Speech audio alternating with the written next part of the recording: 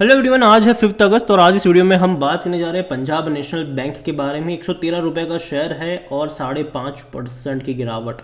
एक important level था, support level था इसका 115 रुपये का, इसको तोड़ चुका है। ये बात करेंगे वीडियो में इसके बारे में, लेकिन उससे पहले अगर आपने अभी तक चैनल को सब्सक्राइब नहीं किया है तो प्लीज़ अभी इसे सब्सक्राइब कर लीजिए, क्योंकि आगे भी बहुत सारे वीडियोज़ हैं जो वो काफ़ी ज़्यादा हेल्प करेंगे। तो यहाँ पर अगर आप देखोगे तो पिछले 5 ट्रेडिंग सेशन में गिरावट तो भयंकर है। 127 रुपये से लगातार ये गिरा है, बड़ी गिरावट हम यहाँ पर देख रहे हैं। और एक साल का अगर आप ग्राफ देखो तो 88% का ग्रोथ भी है। 60 रुपये से ऐसा भागा था 140 पे गया था ये। वहाँ से गिरावट आई थी 115 रुपये पर जाने के बाद तेज़ी आई, वापस 115 रुपये के आसपास आया, तेज़ी आई, अब वापस वो सपोर्ट लेवल भी ये तोड़ चुका है। तो कहीं ना कहीं जो इम्पोर्टेंट लेवल था वो यहाँ पर टूटता हुआ नज़र ज़रूर आया। और जिस तरीके से ग्लोबल सिनारियो है बाज़ार का, डेफिनेटली ये सपोर्ट टूटना ही था। बात करेंगे यहाँ पर उसके बारे में भी, लेकिन अगर आप 5 साल का ग्राफ देखो तो देखो तेज़ी तो बड़ी है यहाँ पर। अगर आप 2022 में आई अगर आप देखो तो ये 29 रुपीज़ 30 रुपये से भी नीचे शेयर था ये। बड़ी रफ्तार आई, अब करेक्शन यहाँ पर देखने को मिल रहा है। कहीं ना कहीं मुझे लगता है कि 90 से 100 रुपये का जो लेवल है वो इंपॉर्टेंट हो सकता है, वहाँ पर बाइंग इंटरेस्ट जनरेट हो सकता है। क्योंकि देखो बैंक खराब नहीं है, हालांकि खराब था। नीरव मोदी वाला जब कांड हुआ था तब हालत बद से बदतर हुई थी इनकी।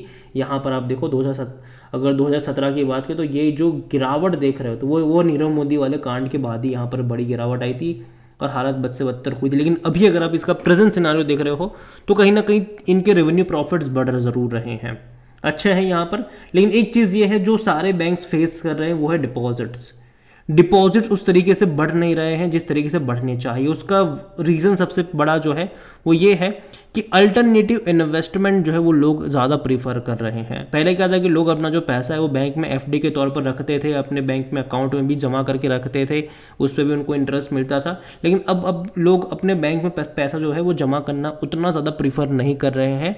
लोग उतना ही पैसा रख रहे हैं जितनी उनको ज़रूरत है, बाकी का पैसा लोग यहाँ वहाँ इन्वेस्ट करते हैं, चाहे वो रियल एस्टेट में हो, चाहे वो स्टॉक मार्केट में हो, चाहे वो गोल्ड में हो, या फिर चाहे वो म्यूचुअल फंड्स में हो। तो ये चीज़ ज़रूर है कि कहीं ना कहीं जो बैंक्स में डिपॉजिट्स है उसका ग्रोथ घटा ज़रूर है, और ये कहीं ना कहीं इनको थोड़ा बहुत परेशान तो कर रहा है।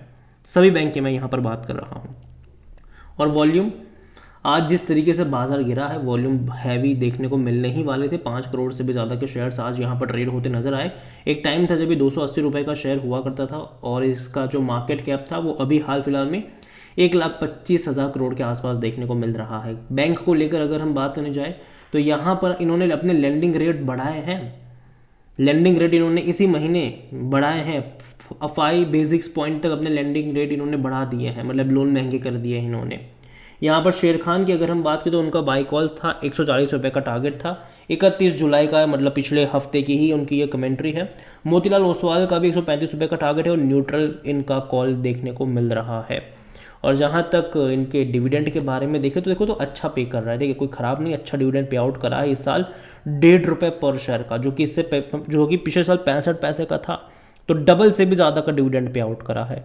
तो जो शेयर प्राइस में तेज़ी आई, ठीक है, उतना डिविडेंड भी इन्होंने इंक्रीज़ करके दिया है। बीच में जब हालत ख़राब नहीं थे तब डिविडेंड पे नहीं करा था। आप देखिए 2015 में पे किया था, उसके बाद 16, 17, 18, 19, 20, 21 तक पे नहीं करा। 22, 23, 24 में पे करा है, और आगे भी पे करेंगे क्योंकि अच्छा खासा प्रॉफिट अभी ये कमा तो रहे हैं। और इनके वैल्यूएशन के बारे में देखें तो 12 का पी है इसका, सेक्टर पी 18 का सस्ता ज़रूर है, लेकिन जिस तरीके से बाजार गिर रहा है डेफिनेटली थोड़ा बहुत करेक्शन और पॉसिबल रहेगा। जो सपोर्ट लेवल टूटा है वो भी यहाँ पर ज़रूरी है। और जहाँ तक देखो अगेन मैं लॉन्ग टर्म के लिए मुझे ये अच्छा लग रहा है, बैंक ख़राब नहीं है। ये जो पुरानी चीज़ें थी वो हो चुकी है यहाँ पर, लेकिन आने वाले टाइम में चीज़ें बेहतर हो सकती है। और जहाँ तक अभी देखो जिस तरीके से ग्लोबल सिनारियो है, एटलीस्ट यहाँ से और 10-12% का डिक्लाइन एक्सपेक्टेड रहेगा, और उसके बाद शायद यहाँ पर आपको एक इंटरेस्ट जो है वो जनरेट होता हुआ नजर आ सकता है। 36% एनालिस्ट कहते हैं खरीदारी करो। फिनेंशियल्स भी अगर आप इसके देखोगे तो अच्छे थे, हालांकि उतने बुरे नहीं कहूँगा मैं इसको। तकरीबन 32,700 करोड़ के आसपास के रेवेन्यू थे, जो कि पिछले क्वार्टर के मुकाबले थोड़े से कम है, ठीक है। लेकिन प्रॉफिट 3,700 करोड़ का रहा, जो कि लगातार बढ़ रहा है। अब देखो उससे पहले के क्वार्टर में भी 3,080 करोड़ का था, उससे पहले 2,240 करोड़ का था, उससे पहले 1,765 करोड़ का था। तो लगातार प्रॉफिट्स इनके बढ़ते हुए नज़र तो आ रहे हैं।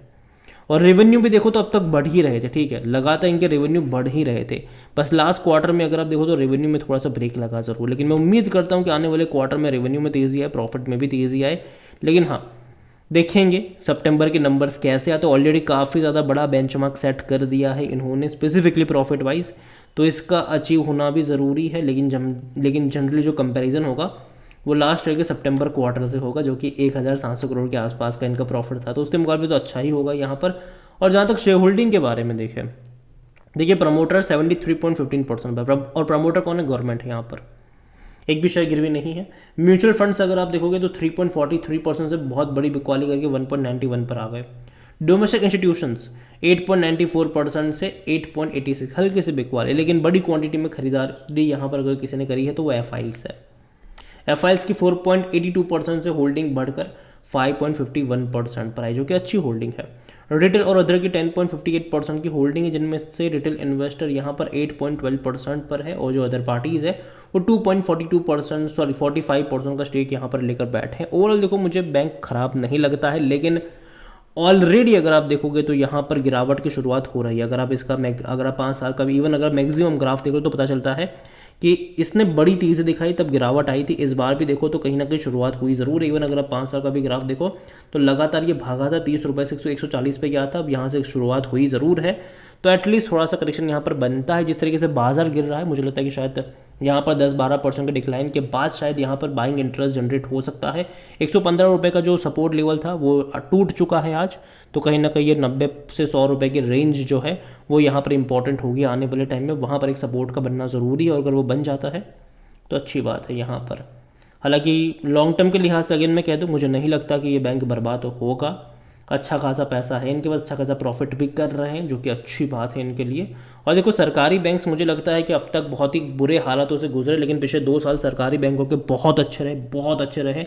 जहाँ प्राइवेट बैंक स्ट्रगल कर रहे थे, अगर आप देखोगे तो प्राइवेट बैंक्स जो थे वो स्ट्रगल कर रहे थे। 2022 से लेकर जो 24 वाला पीरियड था, उसमें कहीं ना कहीं प्राइवेट बैंक्स जो थे वो उतना अच्छा परफॉर्म नहीं करा जितना सरकारी बैंकों ने कहा। स्पेसिफिकली जो छोटे सरकारी बैंक्स हैं उसने तो और अच्छा परफॉर्म करा। तो यहाँ पर अब हल्की सी प्रॉफिट टेकिंग आई है, मेरे हिसाब से हेल्थी करेक्शन है यहाँ पर। और हालांकि वजह यहाँ पर ग्लोबल सिनारियो ही है, जो अभी हाल फिलहाल में इजराइल और ईरान के वॉर जो चल रही है वो भी है, और इसके अलावा यूएस में जो रिसेशन है वो भी है। अनएम्प्लॉयमेंट का जो आंकड़ा है, बेरोजगारी का जो आंकड़ा है वो लगातार बढ़ रहा है, वो भी चिंता का विषय है। तो ये सारी चीज़ें कहीं ना कहीं रिसेशन की तरफ खींच रही है, जो कि देखने को मिल भी रहा है। लेकिन उम्मीद करते हैं कि चीज़ें टेम्पररी होगी, क्योंकि अगर आप देखोगे तो वॉर अगर हम बात करें तो भैया रशिया यूक्रेन भी देखा, इजराइल पैलेस्टाइन भी देखा। इसके अलावा अगर आप कोविड और ओमिक्रॉन वाली सिचुएशन भी हमने देखी, तो कहीं ना कहीं इसके बाद भी हम अच्छे से रिकवर हुए, तो आगे भी मैं उम्मीद तो अच्छी ही करूँगा यहाँ पर। लेकिन हाँ, हल्का सा अभी पुश बैक ज़रूर है, पुल बैक यहाँ पर ज़रूर आया है, लेकिन चीज़ें लॉन्ग टर्म में सेटल होगी। शॉर्ट टर्म में अप्स एंड डाउन यहाँ पर पॉसिबल ज़रूर है। तो यहाँ पर मैं इतना ही कहूँगा कि 90 से 100 रुपये के लेवल का यहाँ पर मैं वेट कर रहा हूँ। ये मेरा ओपिनियन है, कोई भी इन्वेस्टमेंट एडवाइस नहीं है ये।